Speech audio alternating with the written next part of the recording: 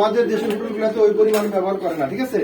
আমি হচ্ছে 2 টেবিল চামচ পরিমাণ তেল দিলাম, এরপর হচ্ছে আমি 2 টেবিল চামচ পরিমাণ বাটার দিয়ে দেবো, ঠিক আছে। এই যে, ঠিক আছে। শুধু বাটার দিলে কি হবে সেটা,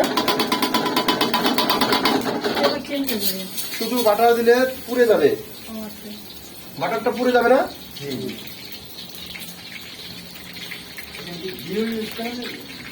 না, এখানে ঘি যাবে না, এখানে বাটারই যাবে। বেশি স্পেশাল করা যাবে না ভাই, যেখানে যা লাগবে সেখানে তাই দিতে হবে। ঘি ইউজ করা যাবে হচ্ছে কি পোলাও বা বিরিয়ানির ক্ষেত্রে। ফ্রাইড রাইসে ঘি ব্যবহার করলে স্ট্রং হয়ে যাবে না।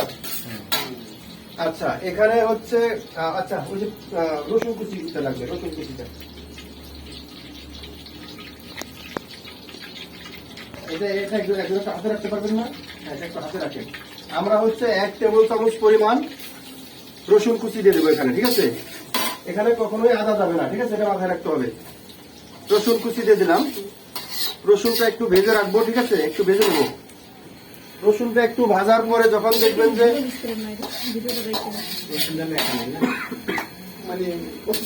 অবশ্যই লেখা আছে প্রস্তুত প্রণালীতে, ঠিক আছে।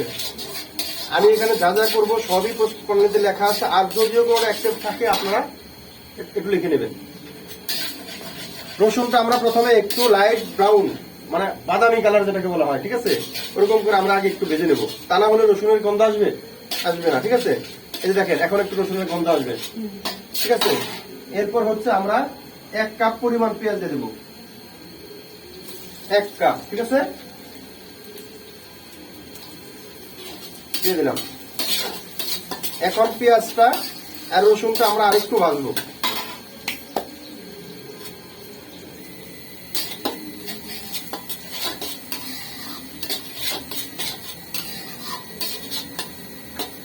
রসুন যতক্ষণ না পর্যন্ত ভাজা হবে ততক্ষণ পর্যন্ত এটা গন্ধ দিবে না,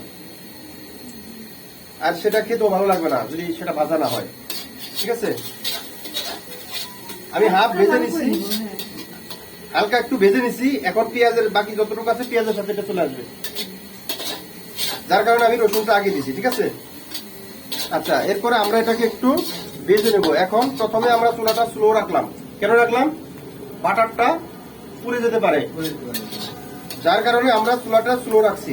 বাটারটা যখন মেল্ট হয়ে গেছে, প্রপার হিট হয়ে গেছে, তখন আমরা একটু ফুল করে দেবো, হাই হিট করে দেবো।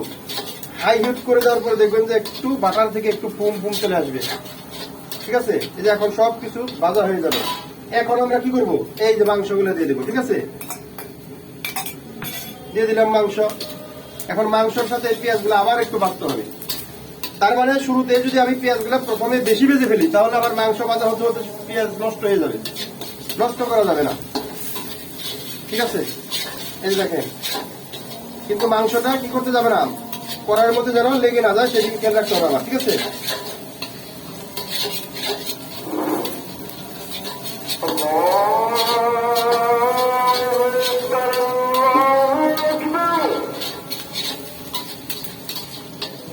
দেখেন, আমি যতটুকু তেল বাটার দিয়েছি একটু এখন বেশি দেখা যাচ্ছে, তাই না?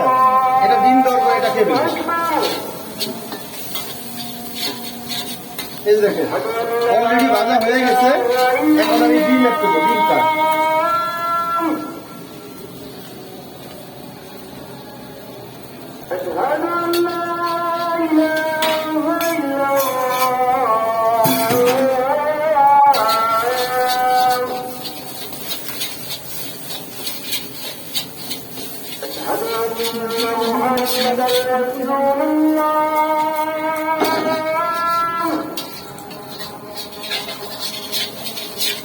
ঠিক আছে, ডিমটা একটু ভেজে নেব। ডিমে যেন পানি না থাকে, পানিটা শুকিয়ে নিতে হবে।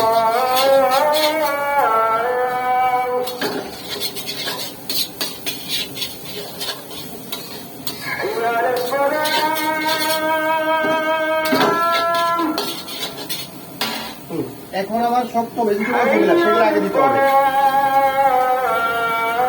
গাজরটা দিয়ে দিলাম, বটবটিটা দিয়ে দিলাম,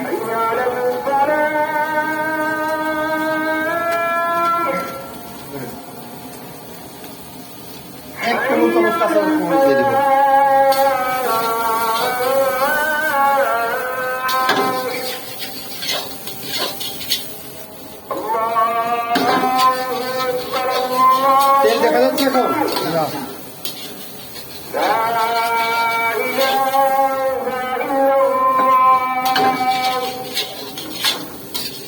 গাজর বটবটিটা একটু ভেজে নিতে হবে, যেহেতু এটা কাঁচা। আমরা ক্যাপসিকাম তো কাঁচা খেতে পারি, তাই না? বাট গাজরটা একটু বেশি শক্ত না, এটা একটু ভাজা ভাজা না হলে শক্ত শক্ত লাগবে, ভালো লাগবে না রাইসের সাথে। যার কারণে এটাকে আমরা একটু ভেজে নেবো 1.5 থেকে 2 মিনিট।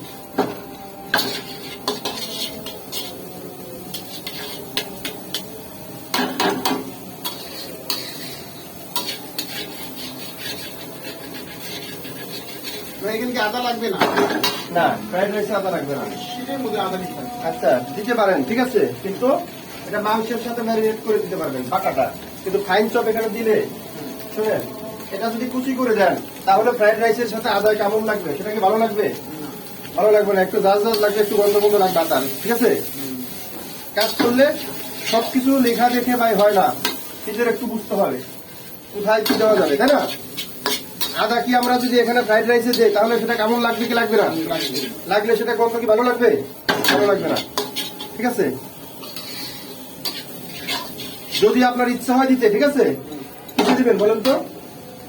পেস্ট, হ্যাঁ, পেস্টটা ওই যে মাংসটা আছে না, মাংসের সাথে ম্যারিনেট করে দিয়ে দিবেন। আমি লবণ চিনি তেল দিয়ে যেটা পাঠালাম ওইখানে একটু দিতে পারবেন, কিন্তু তারপর বেশি পরিমাণ দেওয়া যাবে না, কারণ হচ্ছে কি অথেন্টিক ফ্রাইড রাইসে সয়া সসটা দিয়ে দেবো আমরা 2 টেবিল চামচ, ঠিক আছে? 1 টেবিল চামচ দিয়ে দেবো আমরা ম্যাগি সস। এরপরে দিয়ে দেবো হচ্ছে আমরা 1 চা চামচের মতো ফিশ সস।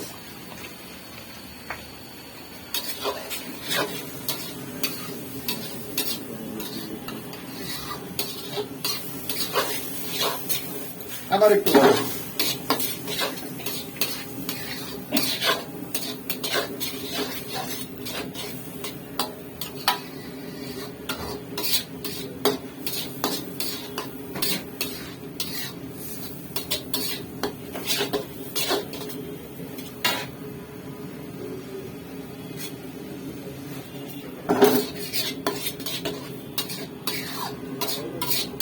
পানিটা একটু যখন টেনে উঠবে, ঠিক আছে, এই সসটা দিছি না, পানি থাকা অবস্থায় চাউল দেওয়া যাবে না, তাহলে কি হবে? চাউল নষ্ট হয়ে যাবে। একটু শুকিয়ে, হ্যাঁ, একটু ড্রাই করে নিতে হবে, ঠিক আছে?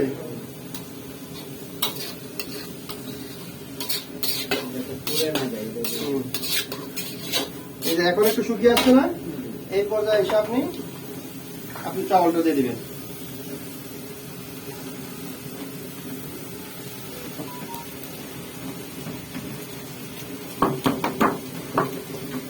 আমরা রাইসটা এটার মধ্যে ঢালবো, ওটা বাইরে রেখে আসে না, এটা ভিতরে রেখে আসে না।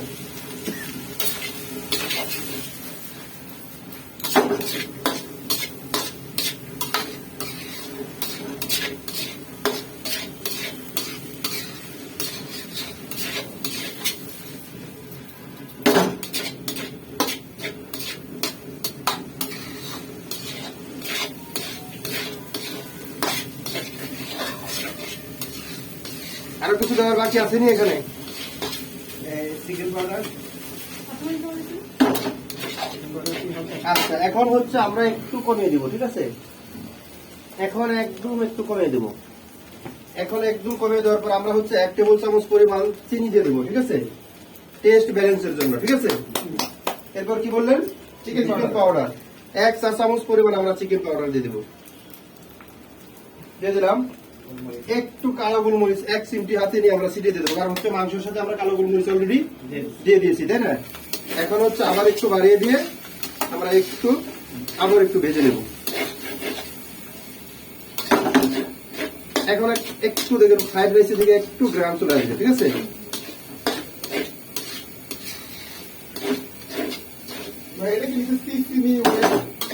সিসিমি অয়েল হচ্ছে এই যেটা, ঠিক আছে? এটা ফ্রাইড রাইসে দেওয়ার দরকার নাই, আর সবগুলো দিয়ে যাবে। ফ্রাইড রাইস বাদে, ফ্রাইড রাইস আর ফ্রাইড নুডলস বাদে আর সব চাইনিজের যত রেসিপি আছে সবগুলোর মধ্যে যাবে। আচ্ছা, এখন হচ্ছে একটু টেস্ট করার পালা, ঠিক আছে?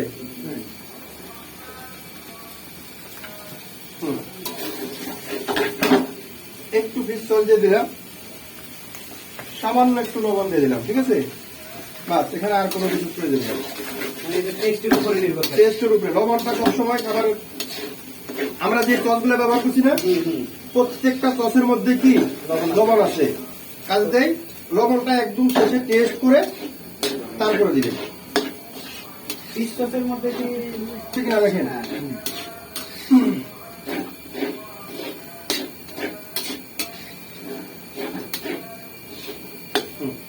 এখন হচ্ছে আমরা রাইসটা ঢেলে দেবো।